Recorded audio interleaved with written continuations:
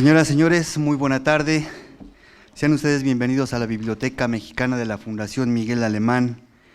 En ocasión de la presentación del libro El ocaso de las reinas, la leyenda trágica del matriarcado en Tebas, del doctor Alejandro Carrillo Castro. Nos acompañan en el presidium la licenciada Irma Cues Arquiz, don Antonio Navalón, la licenciada Lucelena Cabrera Cuarón, el maestro Sergio Vela, don Fernando Valdés, editor, y nuestro autor, el doctor Alejandro Carrillo Castro. Licenciada Irma Cues Arquiz, exdiputada del Congreso de la Unión y expresidenta de la Cámara de Diputados, ministra jubilada de la Suprema Corte de Justicia de la Nación, primera secretaria general del Comité Ejecutivo Nacional del PRI y actualmente coordinadora del Programa de Equidad de Género de esta fundación, a quien solicitamos introducir la obra que hoy se presenta.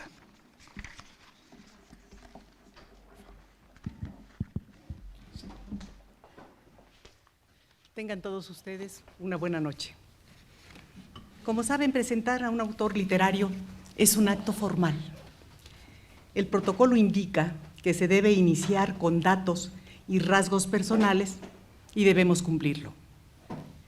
La mayoría de los presentes sabemos que Alejandro Carrillo Castro es cuate, de nacimiento y de forma de ser, que estudió en la UNAM, donde obtuvo los títulos de licenciado en la Facultad de Derecho y de doctor en la Facultad de Ciencias Políticas. Que la administración pública es su fuerte y también su metralla. Que ha sido funcionario directo en 2 términos en la Presidencia de la República, secretario general del CONACYT, director general del ISSSTE, cónsul general en Chicago y representante con cargo de embajador en la OEA. Comisionado en Gobernación del Área de Refugiados y de Migración, así como coordinador general de comunicación social del Gobierno federal en dicha dependencia, delegado político del Distrito Federal y también ha desempeñado diversas posiciones dentro del Partido Revolucionario Institucional. Terminados los datos principales, toca el turno a los rasgos. Como todos aquí podemos identificarlo, omitiré los rasgos físicos e iré a los que quizá algunos de ustedes no conozcan. Por ejemplo, toca guitarra y piano. Créanme, escucharlo es un deleite, aun cuando admito que nunca participo en los ensayos, solo asisto a la estelar. Canta con voz educada, con tono muy varonil. La primera voz o la segunda le son naturales, no pareciera que haga algún esfuerzo para modularlas. Y no solo canta, es compositor. Sus amigos apreciamos los, hasta ahora, 4 discos que contienen su inspiración y algún otro tema que él entona en la forma melodiosa que le es característica. Ama la música, como pueden testificarlo quienes son asiduos a las reuniones en esta Fundación Miguel Alemán. También ama los libros y con igual intensidad. Lee sobre todos los temas. Sus profesiones le imponen mantenerse al día en sus conocimientos. Es maestro de Sociología en la Facultad de Derecho de la UNAM y ello amplió sus horizontes originales, ya que se obliga a seguirse el paso a una materia que está en constante expansión. Los autores se multiplican y desde aquí asevero que sus apuntes sobre el tema desembocarán en el futuro en un libro de texto. Otra de sus pasiones es la historia universal y la de su patria, la historia del conocimiento y del desconocimiento. En este último tema ha escrito bordando con imaginación sobre hechos catalogados, concatenando escritos de griegos e ingleses que apuntaron en la dirección de la importancia social femenina, dotándolas de reinados, como hasta ahora existen, y de superioridad, como hasta ahora quisieran tener. El doctor Carrillo es un estudioso de la saga femenina, en su definición de mujer que se finge adivina y hace encantos o maleficios, y también en la acepción de leyendas poéticas, ya sean heroicas o mitológicas. Alejandro Carrillo es un viajero de los pies y del alma. Cuando y cuanto viaja, lo atesora. Su padre fue embajador de México en Egipto, y ahí, al convivir con sus padres y hermana, se dio tiempo para leer la Biblia y el Corán y abrir así su mente a diversas corrientes de pensamiento religioso. Conoce más de medio mundo y al hablar de Grecia se remonta al pasado, cual si lo estuviese viviendo en ese instante. Nadie sabe a ciencia cierta dónde estuvo Tebas, pero como Tebas está en la imaginaria general, pues no es difícil aceptar los relatos que sobre ella existen y los que se siguen escribiendo. El guión del mandato inscrito en el documento que me rige en esta ocasión me conmina a presentar el tema que hoy nos congrega y a fin de evitar el desacato, escribo. Cuando el doctor Carrillo terminó en Washington su encomienda en la OEA, retornó a su país y aquí nos contó su idea sobre la figura del matriarcado con la vívida imaginación que le caracteriza. Quizá fui la primera en invitarle a exponer ante un grupo de amigos que por aquel entonces estudiábamos historia, y él compareció como es en su vida profesional, serio, con documentos, libros y su infaltable e insustituible serie de láminas, que serían posteriormente tarjetas y que después trasladaría a la inicial presencia de PowerPoint en su computadora. No recuerdo el número de conferencias, charlas, presentaciones, pláticas y reuniones en los que él fue el disertante y yo parte del público. Lo que sí les puedo asegurar es que siempre aplaudí, convencida y animosa, todas las veces que escuché sus argumentos. Bajo su pluma apareció años después El dragón y el unicornio, que fue un éxito literario. No sé si de librería, porque desconozco sus finanzas. Nuestro círculo de lectores se emocionó. Todos teníamos un punto de vista sobre el particular. Es extraño que a un varón guste escribir sobre lo que pudo haber sido la vida de las mujeres en épocas de las que no se tiene memoria, o la información sobre ellas es casi inexistente en estas latitudes latinas. Con mayor ímpetu, las féminas nos abocamos a difundir su libro y alabamos a su autor con la esperanza, hasta hoy cumplida, de que no abandonaría el tema.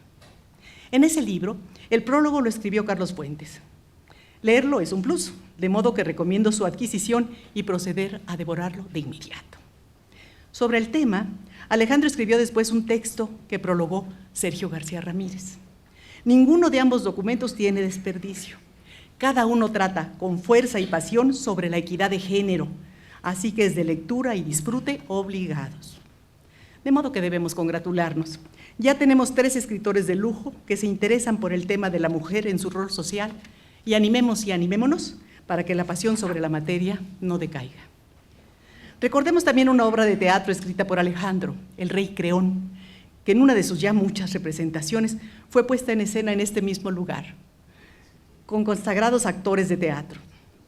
La temática versa sobre mujeres y poder, vista ahora con la mirada del varón que sacrifica cuanto tiene, incluyendo a su total progenie, para detener la sucesión directa del mando en el reino obtenida por sangre y cambiar la herencia por estirpe paterna. El rey Creón moriría desolado en su empeño, sin lograrlo. La historia posterior que hoy conocemos ratificó su entonces ilusa pretensión y todavía nos reivindica en las contadas casas reinantes que no adoptan la ley sálica, lo que acredita la convivencia pacífica de ambos modelos, siempre que no haya poder de por medio. No quiero omitir informarles que el doctor Alejandro Carrillo Castro ha sido mi jefe por muchos años y sigue, y espero seguirá, siendo mi amigo por muchos más. Reconozco que alienta y respeta las decisiones de quienes le hemos acompañado en algunos de sus desempeños laborales. Cuando tiene la batuta de la dirección jerárquica en las manos, escucha con atención, delibera con precisión, estimula la discusión y usa de la autoridad como último recurso. Por eso sus colaboradores le respetamos siempre, lo que no significa que eventualmente renazcan los coloquios, ahora que la autoridad está ausente.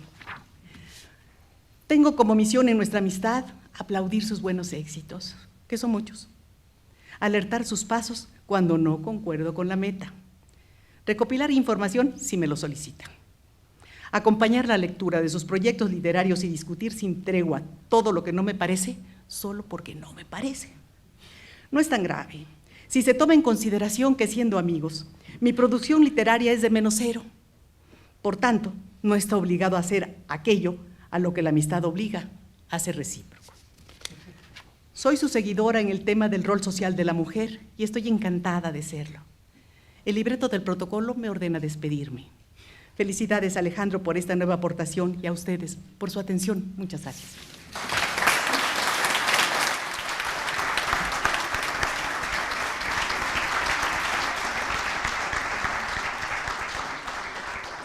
Muchas gracias, licenciada Cue.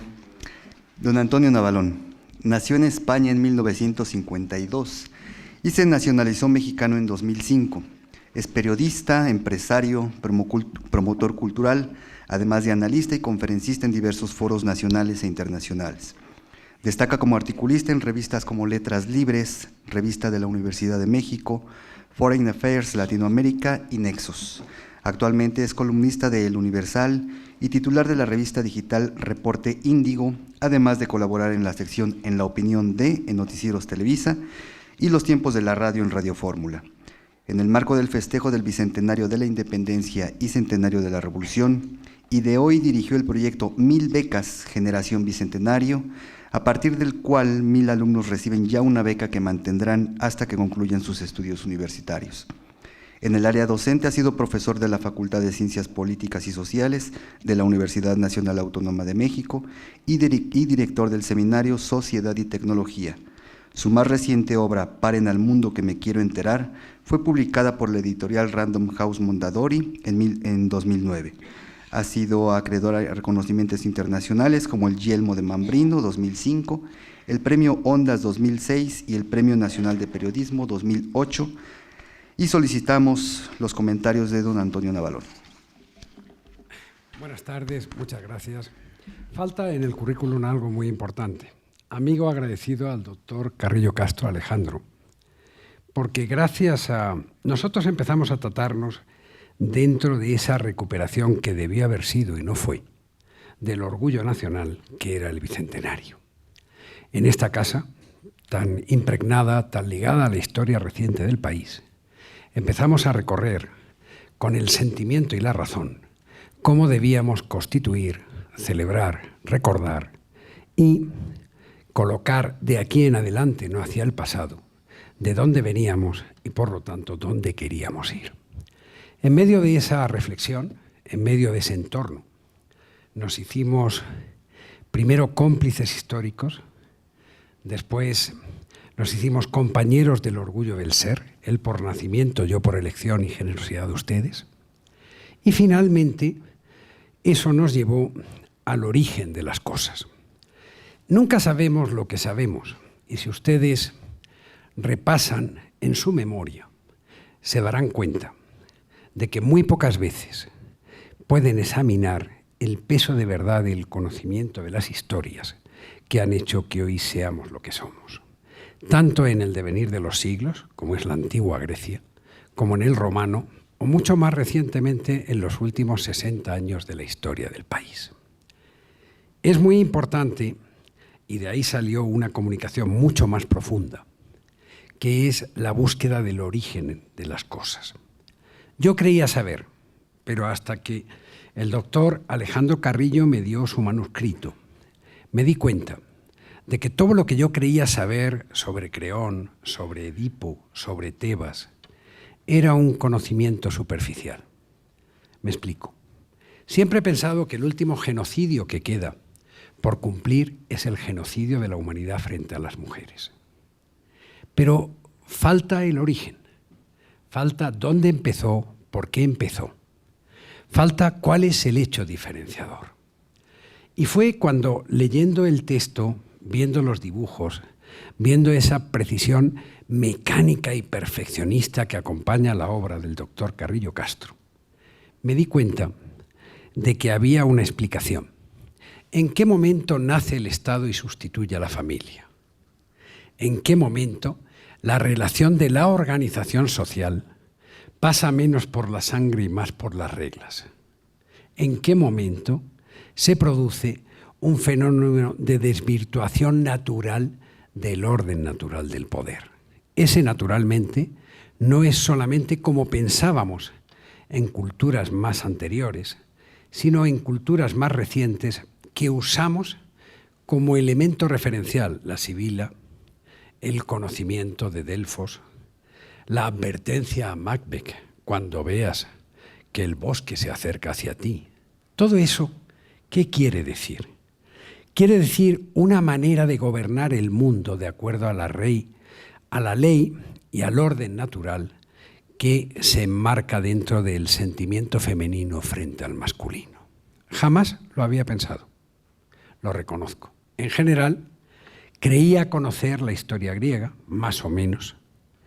No la tenía tan vigente, pero nunca me había dado cuenta que lo que es un referente de la aportación del doctor Freud, los complejos, el complejo de Edipo, contenía en sí mismo, junto a Creón y Tebas, una de las explicaciones de por qué los hombres gobernamos por derecho natural y las mujeres sufren como castigo divino.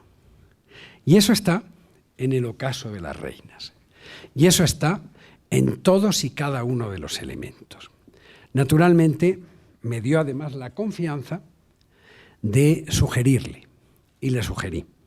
Una de las cosas de las que me siento más orgullosas, de las que he hecho, de las muchas que he hecho de manera mediocre y regular, es ser un buen vendedor de libros. Y eso me ha hecho ser muy audaz, en función de mi ignorancia, en sugerir cómo debían ser las cosas. Así, le sugerí al doctor que eliminara toda la parte de ilustración que permitiera gráficamente seguir el texto, que no tuviera, al principio era la maldita familia, después iba a ser la familia maldita y finalmente, gracias a la sugerencia del doctor Vela, se llamó El ocaso de las reinas. Tengo que reconocer y reconocerlo con justicia que efectivamente es el mejor título que puede tener este libro. Es un título temporal, va mucho más allá de lo que el autor pretendía decir cuando hablaba de la maldita familia o la familia maldita, que eso fue algún gran debate íntimo, con esa intimidad que solo dan los libros, los autores, y discutir sobre cuál es el orden que debe tener la composición de un libro. Después de muchos devenires, después de muchas investigaciones, después de muchas noches, mañanas, tardes, otoños e inviernos del rigor que caracteriza a Alejandro Carrillo Castro y que Tarina acompaña, pudimos llegar finalmente a un texto que con este título, El ocaso de las reinas, presentamos hoy y que es en el mundo de los 140 caracteres de Internet, de Twitter, de Facebook. Una cosa fundamental. ¿Por qué? Porque todo aquel que ignora de dónde viene nunca puede saber a dónde va. La historia tiene un quiebre. Tenemos muchos quiebres. El país, México, tiene un quiebre bastante importante en este momento que esperemos pueda reencontrar a dónde vamos. Pero la historia de la humanidad, en eso tan simple que componemos hombres y mujeres, tiene un quiebre muy importante, que es en qué momento el orden fue alterado, en qué momento produjimos el espejismo mágico de que los hombres representamos a través de las reglas y el llamado Estado. Hay un debate muy profundo dentro de este libro que les pido que lean con mucho cuidado, que es cuando en la conversación la reina que se va tiene que seguir o no honrar a su hermano muerto a las puertas, y donde se debate cuando el poder debe ser un problema de leyes y no de sentimiento. Y en ese momento es cuando los hombres toman el poder y las mujeres pasan a ser víctimas. Es un ocaso cultural, es un ocaso que además que ha tenido la inteligencia de hacer que nadie se lo plantee. Todos sabemos qué fue la Ilíada, todos sabemos qué es el Minotauro, todos sabemos quién es Aquiles, quién es Helena de Troya, todos creemos saber. Sin embargo, en la historia, en los antiguos clásicos griegos como en los romanos, se hallan las pistas de por qué llegamos hasta aquí de esta manera. Había un eslabón perdido, era necesario. No conozco lo suficiente Grecia ni la historia antigua para opinar, pero sí cómo es el devenir de la búsqueda de los seres humanos en la política. En función de la política de la actualidad y rindiendo honor al viejo principio de que solo sabiendo de dónde venimos podemos saber a dónde vamos, sugería al doctor Carrillo que publicara esta obra. Esta obra va mucho más allá de Grecia. Sirve hoy, sirve hacia atrás y sirve hacia adelante. Y sirve sobre todo para que hombres y mujeres veamos cuál es el rigor y el vigor del funcionamiento de que frente al gobierno de los sentimientos, pongamos el gobierno que Creón consiguió convencernos a todos de las reglas sin sentimientos. Muchas gracias.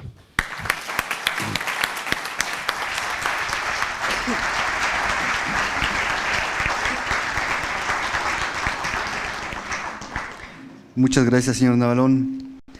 Luz Helena Cabrera Cuarón, originaria de la Ciudad de México, inicia su formación en las carreras de Letras e Historia del Arte en Alemania, universidades de Kiel y de Heidelberg. Cursa la licenciatura de Filosofía en la Universidad Nacional Autónoma de México. Su actividad profesional por cerca de 30 años se ha concentrado en temáticas de la administración de la ciencia, las clasificaciones internacionales de las actividades científicas y tecnológicas, la cooperación internacional, la traducción y corrección de traducciones de textos científicos y filosóficos, la promoción de actividades para el fomento de la ciencia y la cultura, desarrolladas en el Consejo Nacional de Ciencia y Tecnología, en el Fondo de Cultura Económica, en el Instituto Goethe, en la Dirección General de Intercambio Académico de la UNAM, en la Fundación Javier Barros Sierra, en el Consejo Consultivo de Ciencias de la Presidencia de la República y en la Fundación Miguel Alemán. En el campo de la creación literaria ha publicado 4 libros de poesía: Mistrales, en edición Arte Letra; Abelardo y Eloísa, El arte de la pasión, de la editorial El Ermitaño, en su colección Minimalia; Códice Rojo y Negro, editado por Ya Leíste; La sombra misma, en edición de Conaculta, y solicitamos a la licenciada Cabrera Cuarón sus comentarios. Muchas gracias. Buenas tardes, bueno, más bien noches. Agradezco la invitación de Alejandro Carrillo Castro a participar en esta mesa. El problema de ser la tercera en los comentarios es que algunos de los puntos que trae uno a comentar ya han sido abarcados. Qué bueno que no soy la última, Sergio. Pues siempre quise adentrarme en los mitos y en las grandes tragedias de la época griega clásica. La multiplicidad de obras y enfoques a los que me he asomado son vastos y, dependiendo de la fuente, he enfrentado significados diversos en un mismo mito. En el curso de mis lecturas poco me ha aclarado las ideas en la profusión de significados. Cuando Alejandro Carrillo Castro me invitaba a leer su novela, enfrentaba mi propia resistencia ante la imposibilidad de recordar con nitidez los significados de los mitos y el curso de cada tragedia. Quizá la sensación se asemeje al impacto que causa iniciar el recorrido de un laberinto cuando falta el ovillo de hilo, uno semejante al que recibió Teseo de Ariadna para enrollar y desenrollar mi andar en mi propio laberinto, que es mi memoria y sus recuerdos, para que desde la entrada hasta la profundidad donde habite un minotauro, diera yo pasos firmes en nuevas aventuras a través de los mitos. Alejandro Carrillo Castro es un escritor dotado de amplia cultura, grandes cualidades intelectuales y profunda sensibilidad artística. Lo he escuchado dictar conferencias, comentar obras, he leído su charla de Café con Carranza, Su dragón y el unicornio, he asistido a la escenificación dramática de su Rey Creón, he presenciado su interpretación de canciones de su autoría. En fin, no deja de sorprenderme siempre la soltura con la que discurre con conocimientos desde la lucha libre hasta las óperas de Wagner.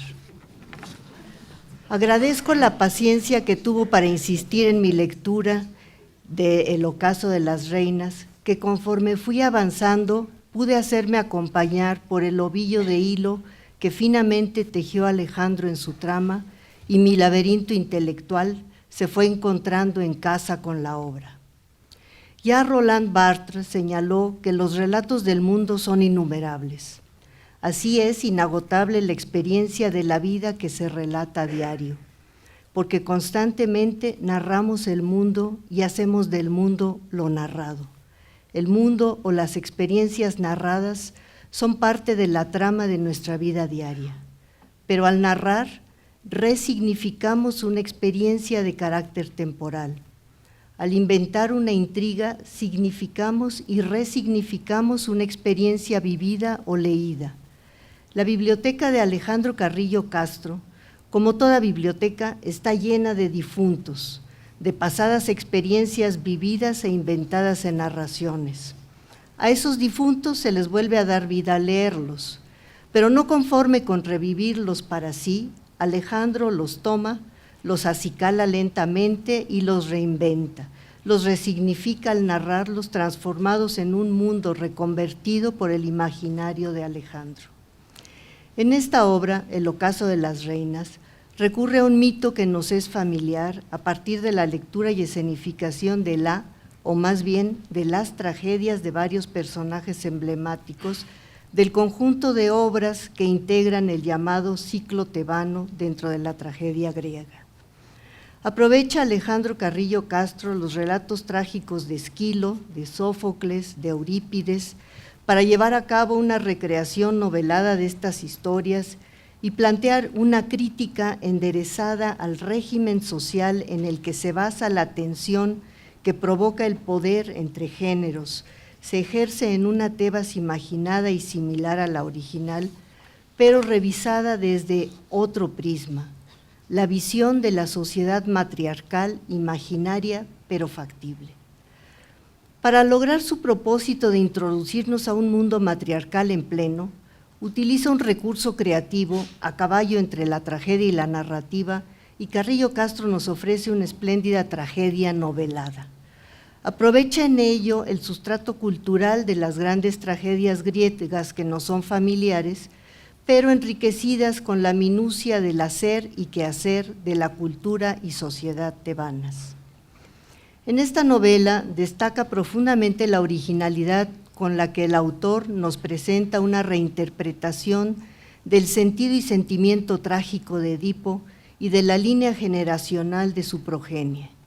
Carrillo Castro nos conduce a su antes y su porvenir previsible con una desgarradora visión de la maldición.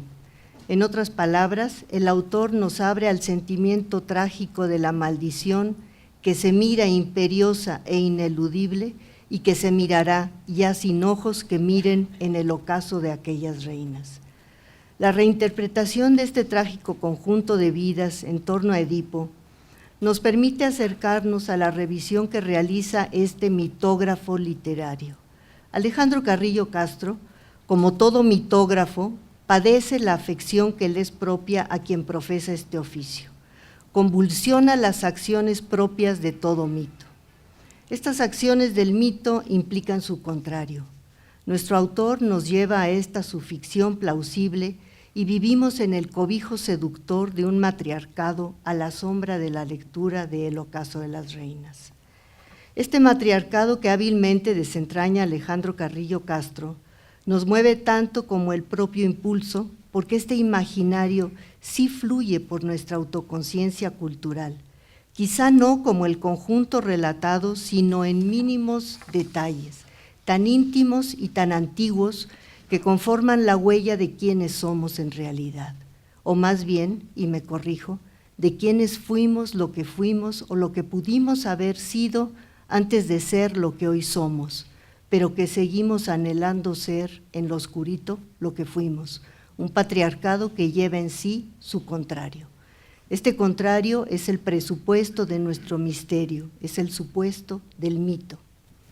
Porque, ¿qué había pasado antes de nuestra época de patriarcas? ¿Qué pasó después de la noche de los patriarcas? O como lo escribiera Roberto Calazo en su espléndido libro Las bodas de Cadmo y Armonía, en la playa de Sidón, pero ¿cómo había comenzado todo? La voz penetrante de Alejandro Carrillo Castro y su versión de otro escenario trágico se impone de pronto sobre las anteriores voces y en este ocaso de las reinas nos convence de su realidad. Con esta obra, Alejandro Carrillo Castro se une a otras grandes plumas que han hecho el mismo ejercicio de ficción creativa, la recreación introspectiva de figuras griegas emblemáticas, como la Medea o Casandra de Christa Wolf, o la Fedra de Yanis Ritsos, incluso la hija de Safo de Theo Dorgan. Tal es el ocaso de las reinas de Alejandro Carrillo Castro en su detallada narrativa de fluida factura. En todas estas gramáticas de la creación, siguiendo el título del libro de George Steiner, encontramos con el ocaso de su matriarcado la añeja lucha de equidista de género de nuestro mitógrafo escritor. El camino de la invención lo ratifica el ocaso de las reinas en el ars combinatoria de la invención de Alejandro Carrillo Castro. Cierro mi comentario evocando de nuevo la pregunta de Calazo, pero ¿cómo había comenzado todo? Para demandar al autor, ¿cómo había comenzado todo en la Biblioteca de Alejandría? Porque en la escritura y reescritura de Alejandro Carrillo Castro hubo una primera versión en la Biblioteca de Alejandría. Muchas gracias.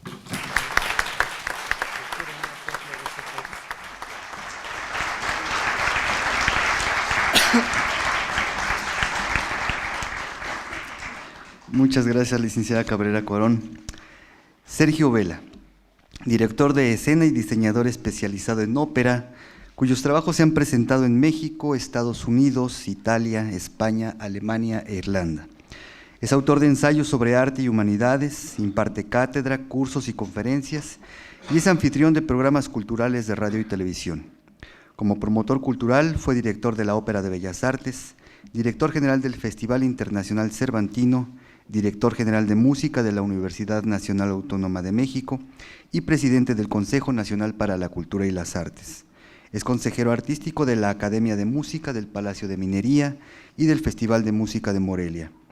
Ha recibido la Medalla Mozart de Austria, el Premio Internacional Giacomo Puccini de Italia, la Orden de las Artes y las Letras de Francia, la Cruz Federal al Mérito de Alemania, la Orden al Mérito de Italia, la Orden de Isabel la Católica de España y la Orden de Dannebrog de Dinamarca, y solicitamos al maestro Vela sus comentarios.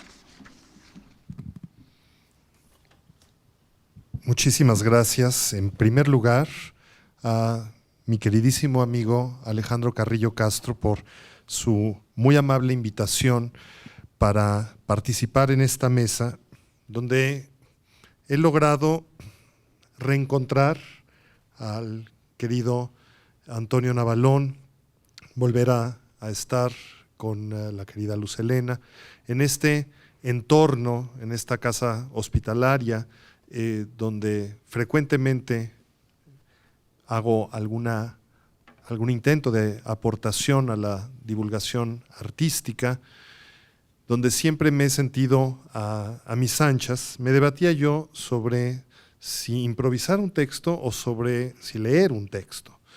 Y entonces opté, como frecuentemente ocurre, por una solución ecléctica. Parte de lo que diga lo iré elaborando a partir de ciertas notas y posteriormente quiero leer algunas líneas que escribí, que Alejandro con enorme generosidad ha colocado como prólogo de este libro. La verdad es que hay muchas formas de amistad y me parece que estamos aquí congregados por amistad. La amistad es una de las más excelsas formas del amor, porque cuando tenemos una pasión erótica, somos cualquier cosa menos libres. El erotismo, que es uno de los aspectos esenciales del amor, nos condiciona enormemente y nos hace desear, y desear implica evidenciar aquello de lo que carecemos. Deseamos al otro porque no somos el otro. Hay otra forma de amor, un amor sublime, que no es el eros, sino el agape de los griegos, que es el amor incondicional, el amor de entrega, incluso el amor de sacrificio, el amor que un padre puede tener por su progenie. Y en este caso, bueno, subrayaría que podemos evidenciar en el libro de Alejandro, dedicado a Sibila, que posteriormente habla de las Sibilas de su familia, sus dos hijas, que por cierto, una Marta Eugenia, otra María Luisa ha ilustrado amorosamente la obra de su padre. Desde luego, hay también en esas reflexiones finales de Alejandro testimonios de aprecio, de gratitud. También hay testimonios de amor y desde luego la queridísima Talina figura de manera preeminente. La otra forma de amor, que no es ni el deseo erótico, ni, es decir, lo que no somos, ni el sacrificio o la entrega incondicional, es la filia, es la amistad. Y la amistad se sustenta libremente sobre nuestras afinidades.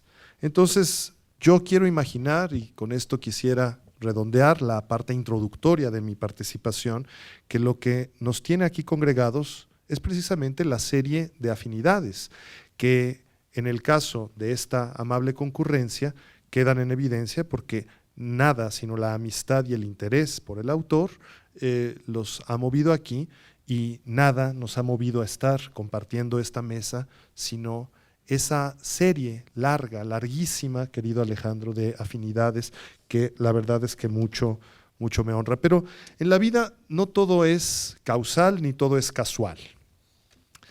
Hay una curiosa mezcla de ingredientes y yo quiero tomar unos minutos con licencia de ustedes para aludir de manera muy íntima y muy personal al inicio de mi amistad con Alejandro. Debo mi amistad a Alejandro a su hermana, a Marta, a una de sus dos hermanas. Posteriormente también a Áurea la conocí e hice amistad con ella, pero por Marta. Marta Carrillo fue durante los largos años que encabecé el Festival Internacional Cervantino una de mis más dilectas, eficaces y queridísimas colaboradoras, y me honra muchísimo la amistad, y uno de los grandes legados entre los muchísimos que atesoro de parte de Marta es la amistad con su hermano. Y lo voy a decir, aunque haya que falsear un poco las cosas, su hermano mayor. Simplemente por galantería, querida Marta. Bueno, ha quedado en evidencia por lo dicho por Irma Cue, por lo dicho también por Luz Helena, la versatilidad de Alejandro. Este es un hombre polifacético.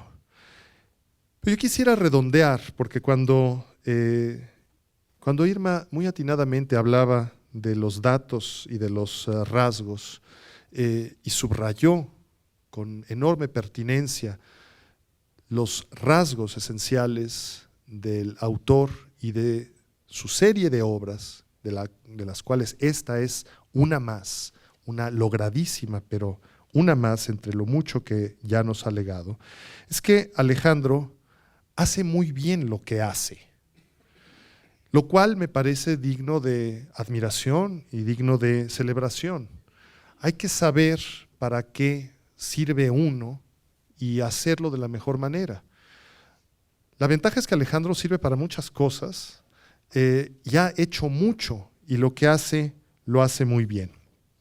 Una de las características de esta misteriosa aptitud la hallo yo en un espíritu ambicioso, ávido, pero nunca indigesto, de lo que don Alfonso Reyes, a quien yo llamo el otro Alfonso el Sabio, y desde luego una de las tres figuras capitales, a mi juicio, de nuestras letras, la otra sería Octavio Paz y otra sería Santa Quenosor, Santa Juana Inés, que es posiblemente la reina Juana Inés.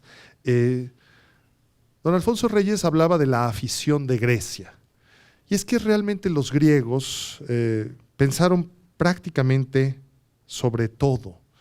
Alguien ha dicho que la historia de la filosofía son notas al pie de página a Platón, que todo está dicho, posiblemente Platón y Aristóteles, pero igual podríamos decir que esto se remonta a los poemas homéricos, a la lírica griega y desde luego a la tragedia griega. Alejandro se nutre de los mitos. Y los mitos, como los sueños, pueden ser cualquier cosa menos mentiras. Los mitos esencialmente contienen verdad. No la verdad como estamos habituados a pesarla, a medirla, a contarla, a evidenciarla según el pensamiento riguroso científico, contra el que no tengo nada, pero creo que no nos basta para explicarnos la realidad. Esa forma de explicación intuitiva, precientífica del mito es, curiosamente, una forma femenina de abordar la realidad. Cuando se llega históricamente a la sistematización del mito, surge el rito. El rito, el ritual, no es más que la reiteración formal de un mito sin que pierda en forma alguna su significado. Y a partir de los rituales, entonces surge la develación y revelación de lo poético, la poiesis. Y ahí entra la poesía lírica, la poesía épica o la poesía dramática. Y es hasta más adelante que sobre todo esto se elabora un pensamiento totalmente riguroso, de donde surge lo que conocemos como filosofía. Luz Helena ha hablado, lo ha hecho también Antonio, del pasado y del presente. Toynbee decía claramente, somos lo que somos porque fuimos lo que fuimos. Y Antonio ha subrayado que es importante saber de dónde venimos para saber a dónde vamos. En eso se parece la historia a una estructura de una ópera de Wagner. Por supuesto, Alejandro hurga en la historia. ¿Por qué? Una de las características de Alejandro como hombre humano, y sobre esto quiero abundar un poco, es que nada le resulta ajeno, como decía Terencio, humani nihil me alieno puto, no, nada de lo humano me resulta ajeno, porque se es hombre. Pero ¿qué significa ser humano?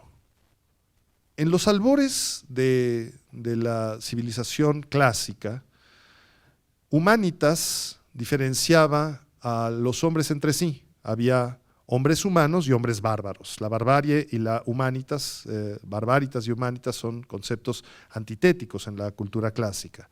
A partir del cristianismo, toda la humanidad es una frente a la divinidad. Y a partir del Renacimiento, ambos conceptos se articulan adecuadamente para subrayar que el humanismo es la fe en la dignidad del hombre, como bien dice Erwin Panofsky, sustentada simultáneamente en la grandeza moral e intelectual del hombre y en su propia fragilidad y caducidad. Pero decir que a uno le interesa lo humano no es simplemente me interesa el hombre con la especificidad varonil, sino lo que llamamos el hombre, incluyendo varones y mujeres. La pasión de Alejandro, derivada de un currículum que ha quedado ya debidamente explicitado, tiene que ver también con lo político, pero en el sentido primigenio de la palabra, en el sentido de polis, en el sentido de grupo socialmente organizado, que es exactamente lo mismo que hablar de lo cívico, lo civilizado, lo civil o incluso lo urbano. Anthropos phusei politikon zoon, decía Aristóteles, el hombre es un animal político y lo racional del hombre, cuando se dice animal racional como género próximo y diferencia específica, se encuentra precisamente en la índole política, gregaria, organizada, reflexiva del ser humano. Y por supuesto, en esta amplia indagación sobre lo genuinamente humano, que no puede ser tan solo lo varonil, sino lo varonil y lo femenil articuladamente, encontramos en Alejandro esta devoción y esta pasión por la equidad de género. Hay muchos capítulos en la historia en que la mujer ha tenido papeles diversos en la vida social. La Roma clásica, por ejemplo, destacaba por una gran autonomía de las mujeres, pero es innegable que que en el transcurso de esta historia, de esta larga historia de lo que conocemos como el mundo civilizado, el predominio masculino ha sido la norma y la equidad con el aspecto femenino de la realidad ha sido la excepción que confirma una regla más bien lamentable. Sabemos, por supuesto, que la prehistoria es matriarcal, pero esto no basta para justificar que los cientos y miles de años de prehistoria deban ser contrarrestados en la historia escrita por el predominio masculino. Hoy en día me parece que hay una tendencia creciente a buscar un equilibrio entre lo masculino y lo femenino. Y quiero poner un poco la nota discordante para decir que no estoy seguro de que eso sea lo ideal, pero no me malentiendan. Más bien creo que los hombres nos hemos dedicado a arruinar durante los últimos 5,000 años la realidad, como para que ni siquiera merezcamos que haya un equilibrio y mejor humilde y penitentemente devolvamos el predominio a la mujer. Es decir, la nota discordante no es subrayar la equidad de género, sino quizá la supremacía de lo femenino. Alejandro, en alguna de nuestras sesiones musicales aquí en la Fundación, en algún intermedio o en algún preámbulo, me comentó sobre su libro que hoy presentamos. Y recibí el raro privilegio de ser lector de un trabajo que todavía estaba terminando de depurarse y cuyo título era aún tentativo. Leí con fruición las cuartillas mientras estaba yo durante una semana en mayo en Torreón.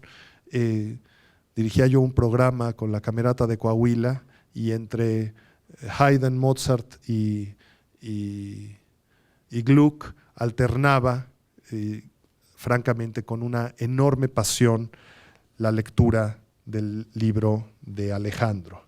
Y entonces escribí lo siguiente, tras haber compartido con el autor la enorme alegría, la gran admiración que me produjo su obra, y cuando me pidió que escribiera algunas páginas para acompañar este volumen, escribí lo siguiente.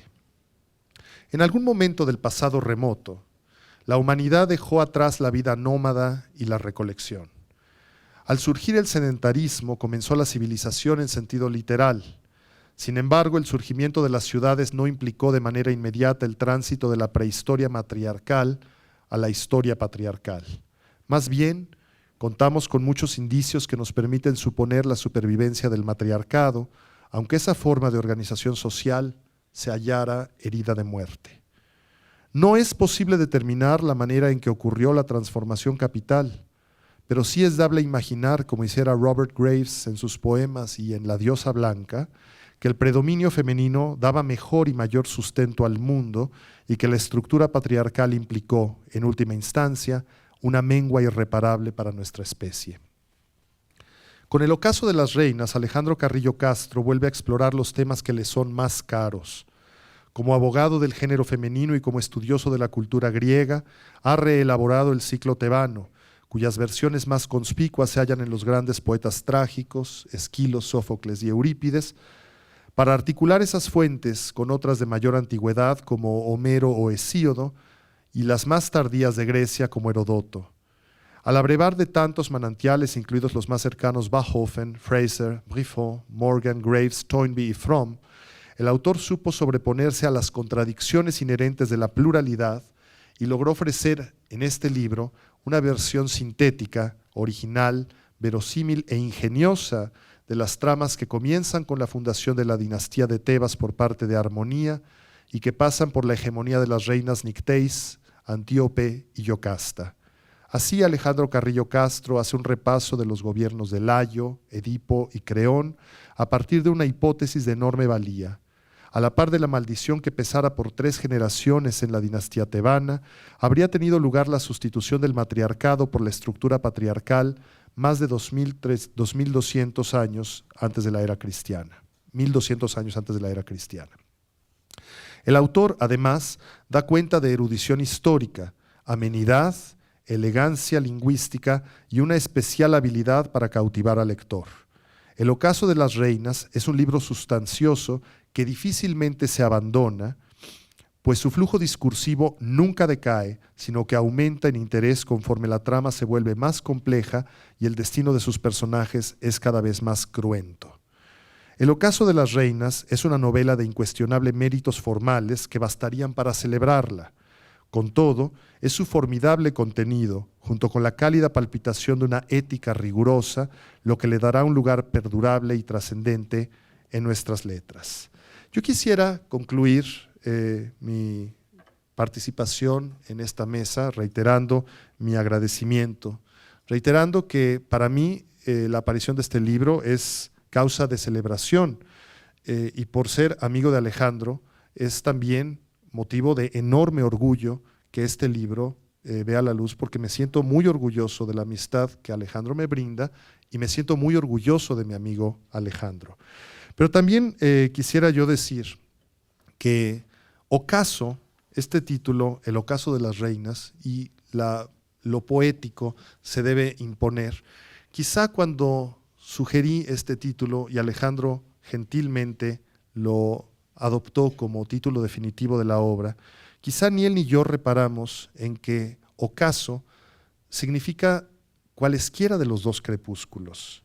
Y entonces, si hemos hablado de la caída del predominio matriarcal antaño en aquella sociedad y con lo que anteriormente y de manera un tanto provocadora he dicho, sugiriendo que sería mejor devolver el predominio a las mujeres, quizá proféticamente pueda decirse que estamos con este libro presenciando uno de los aspectos de un nuevo ocaso en el sentido de aurora, en el sentido de amanecer. Por mi parte, yo agradezco y hago votos.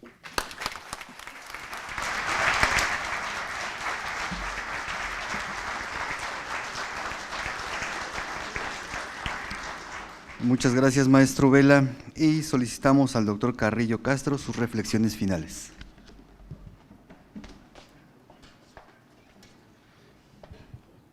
Gracias. Estaba yo tentado a adoptar la sugerencia de algo que decía Sergio Vela. Breve o largo. Si hacer un comentario breve o hacer un comentario largo. El breve sería gracias y el largo muchas gracias. Pero no puedo dejar de utilizar algunos minutos. Siempre procuramos que no dure más de 1 hora estas presentaciones. Estamos todavía unos 10 minutitos antes de que me hagan la gentileza de pasar a compartir un vino de honor con ustedes.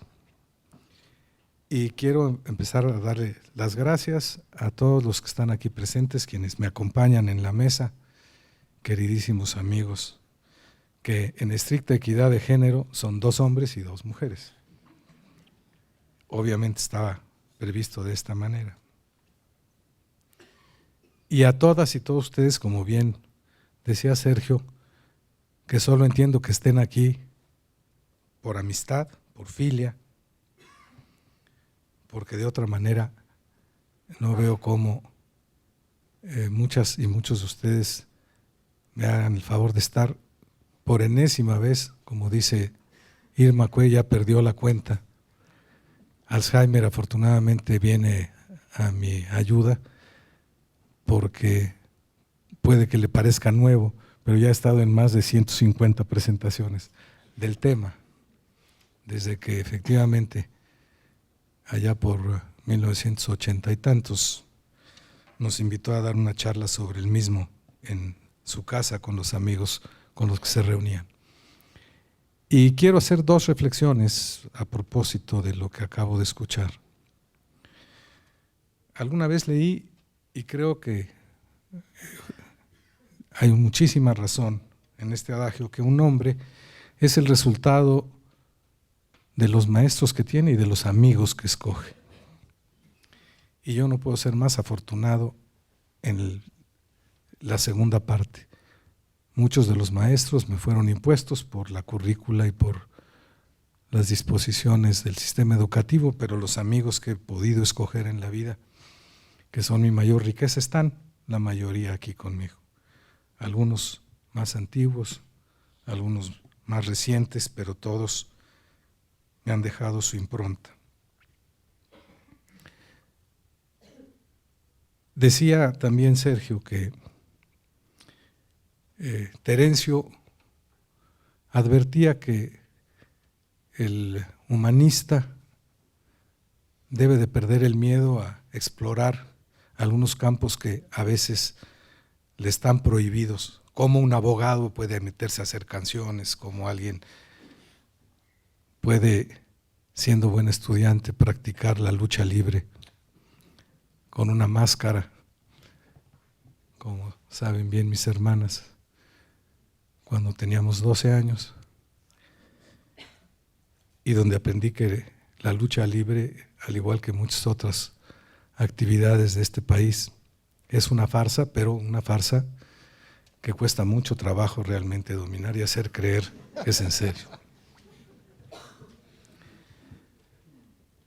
De las características humanas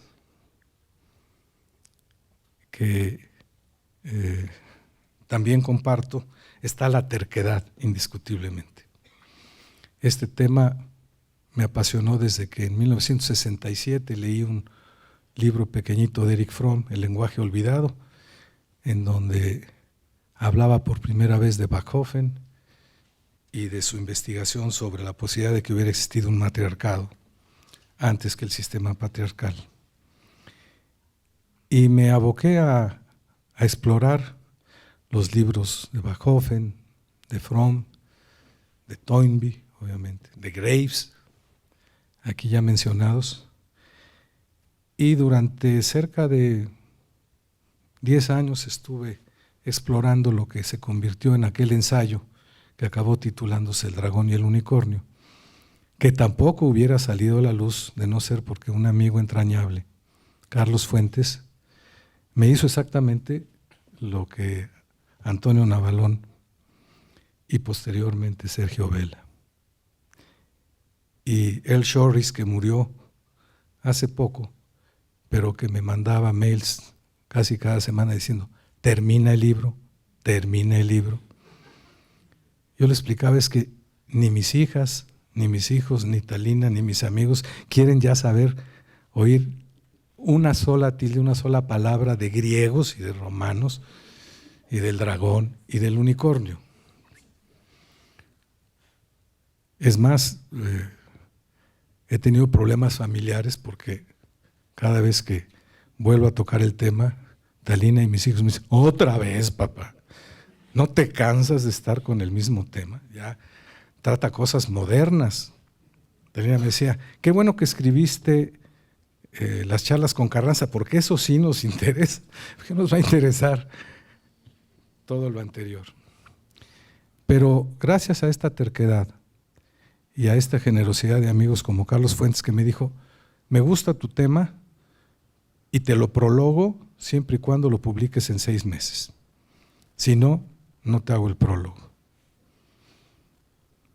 Yo hubiera seguido todavía acariciando y tratando de perfeccionar aquellas ideas hasta que alguien me dijo, las obras no se terminan nunca, se abandonan. Y entonces yo esperaba un prólogo de 3, 4 cuartillas, pero cuando me mandó Carlos Fuentes un prólogo de 32 cuartillas, que es un libro en sí mismo, pues me di cuenta, como lo estoy dando ahorita, que las reflexiones de mis amigos sobre este tema son siempre más interesantes, más inteligentes y más profundas que la mía. Pero, como dice Irma Cue, qué bueno que ese pretexto para prologar El dragón y el unicornio sirvió para tener un extraordinario texto de Carlos Fuentes. Y ocurrió lo mismo cuando me di cuenta de que El dragón y el unicornio era denso, denso, denso. Que Talina y mis hijos me decían, ¿quién lo va a leer, papá? Por favor. Tienes que regresar página tras página, a revisar párrafo tras párrafo. Y entonces dije, bueno, voy a tratar de hacer una vulgata. Y cuando fuimos a presentar el libro a casi todos los estados de la República, acabé haciendo notas que se convirtieron en una conferencia a la que me invitó Diego Valadez cuando era director del Instituto de Investigaciones Jurídicas, y le puse entonces, como era un Instituto de Investigaciones Jurídicas en la UNAM, del derecho materno al derecho paterno. Porque efectivamente Bachofen nunca habló de matriarcado, hablaba de Mutterrecht, que es derecho materno. Y entonces tuve la posibilidad de que, invitando a Sergio García Ramírez, al doctor Sergio García Ramírez, también se picó y hizo un prólogo de cerca de 30 y tantas cuartillas, que es una delicia, que es mucho mejor que el librito que está ahí.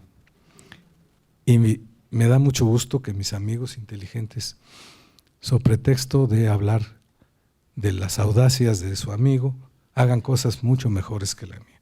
Y esa es la impresión que tengo hoy. Acabo de escuchar 3 comentarios al libro. Desde luego, no estoy excluyendo a Irma Cue, pero Irma hizo un comentario sobre el libro que soy yo. Los rasgos, como dijo, los físicos los conocen, los otros los inventa ella, que me ha tolerado más de 40 años de amistad. Pero los comentarios sobre lo que para ellos ha significado la revisión de este ensayo, novela que hizo Antonio Navalón, con el que efectivamente platicamos muchas veces. Originalmente se llamaba La familia maldita, porque hay una maldición que le cae al padre de Edipo hasta por 3 generaciones. Y me decía, impacta. ¿Cómo la familia maldita? La maldita familia. Pues es lo mismo. O que en la Biblia no se habla de la sagrada familia, no se habla de la familia sagrada, se habla de la sagrada familia, ¿por qué no la maldita familia? Llegué con mi título muy llorando a la casa y me dice, Talina, ¿te estás refiriendo a nuestra familia? No, para nada. Ahí empecé a dudar de la conveniencia para efectos familiares del título. Y como dice mi querida Luz Helena, al principio metía yo como entrada a esta novela lo que pasaba en la biblioteca de Alejandría, otra figura femenina que me encanta, Hipatia, la última directora de la biblioteca de Alejandría, que fue muerta, como sabemos todos, por el fundamentalismo religioso que se empezó a generar en Alejandría y que hizo que se destruyera la biblioteca y con ella, y que asesinaran de manera cruentísima o crudelísima a Hipatia.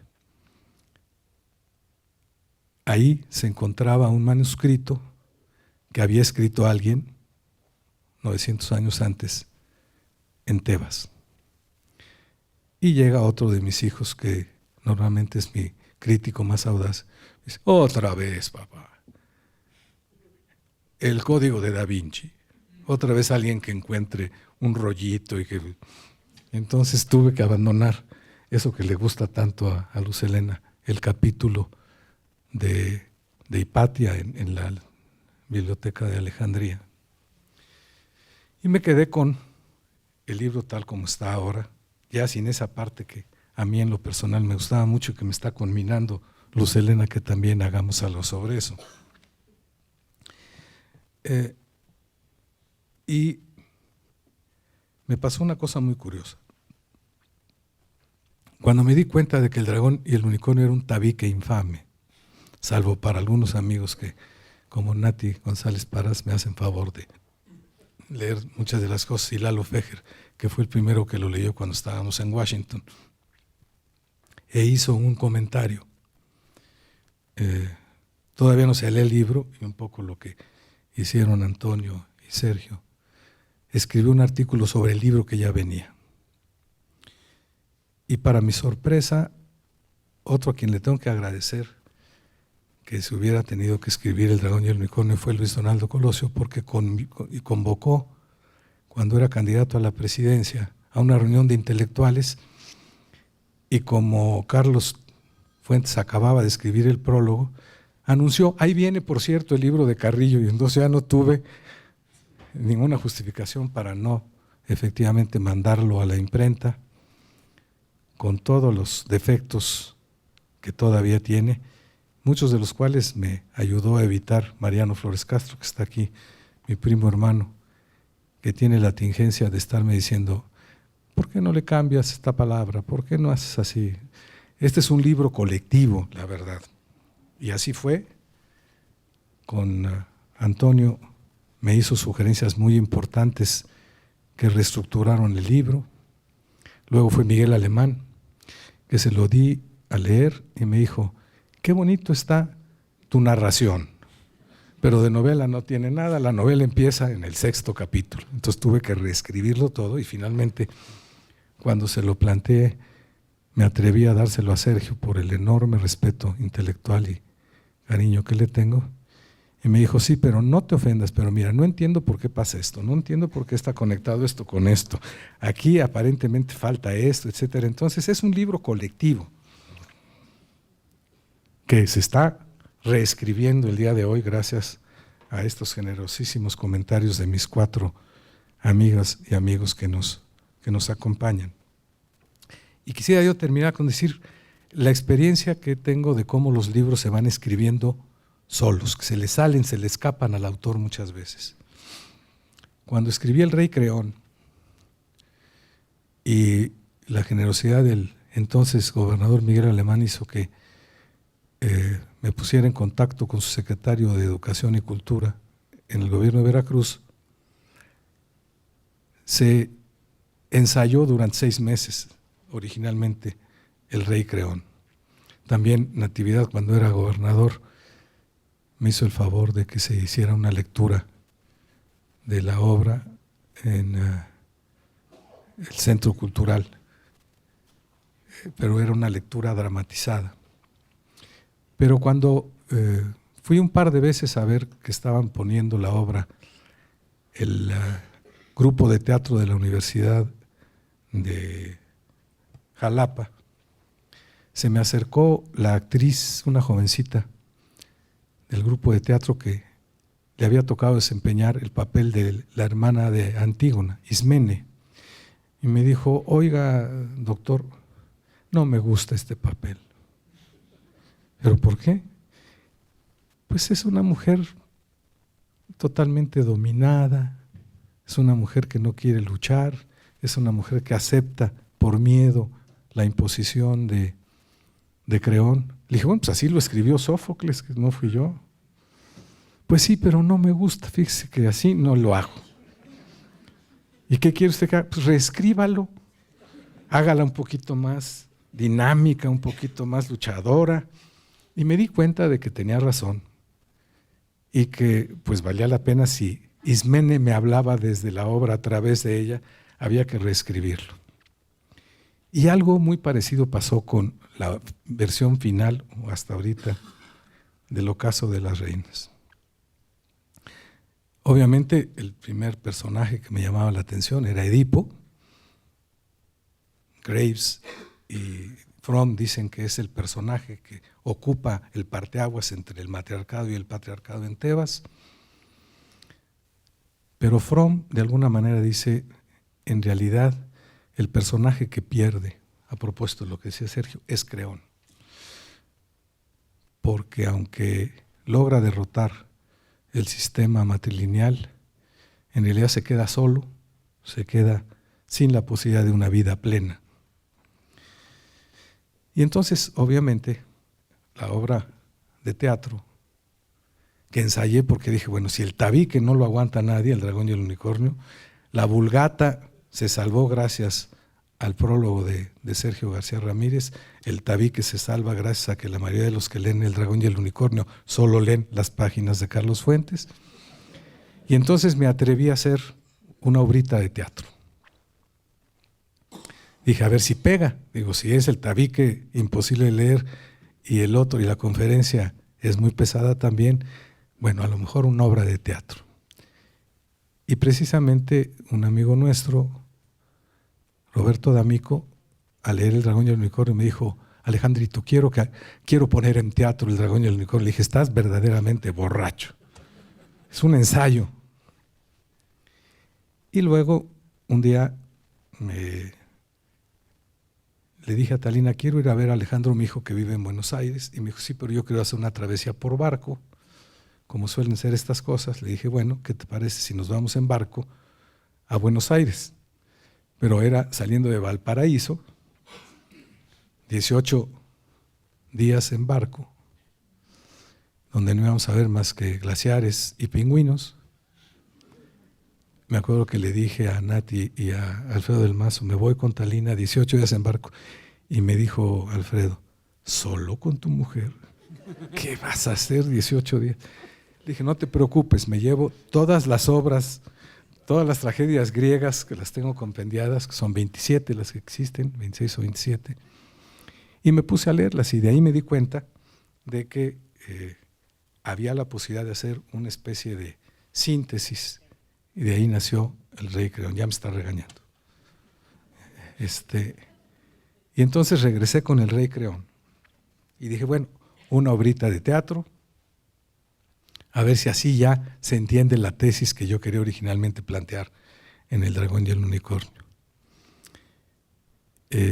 Roberto D'Amico me dijo, me encanta, pero le voy a quitar el 30% para que sea representable. Y entonces se volvió una obra representable gracias a la creatividad y a la aportación de Roberto D'Amico.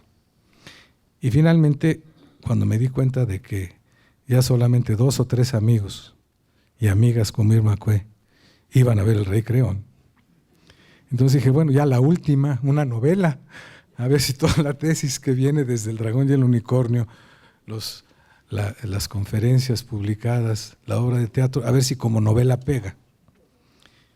Y me di cuenta de que la novela que yo estaba pensando, porque no soy bueno para las novelas a pesar de lo que dice Sergio, me costó mucho trabajo, me cuesta mucho trabajo escribir, pero gracias a que la pasé a la revisión de todos los que están aquí, salió algo mejor. Y es todavía mejor lo que ellos mismos han inventado, que es la novela que me atrevo a presentar el día de hoy. Quiero agradecerle también a Fernando Valdés, que junto con mi primo Mariano Flores hayan dicho, hay que publicarla. Yo ya les confieso que estaba decidido a no publicarla para no seguir teniendo discusiones ni con mis hijos, ni con Talena, ni con mis amigos a los que ya no puedo seguirles pidiendo que me acompañen a estas cosas.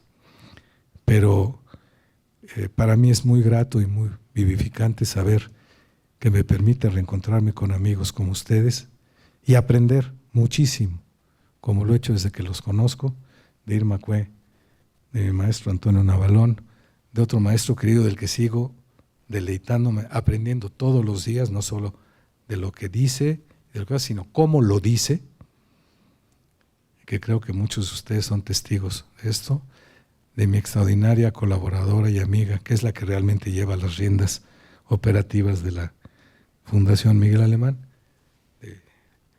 la licenciada Luz Helena Cabrera, y de la generosidad nuevamente de todas y de todos ustedes por haberme acompañado esta noche inolvidable para mí. Muchísimas gracias.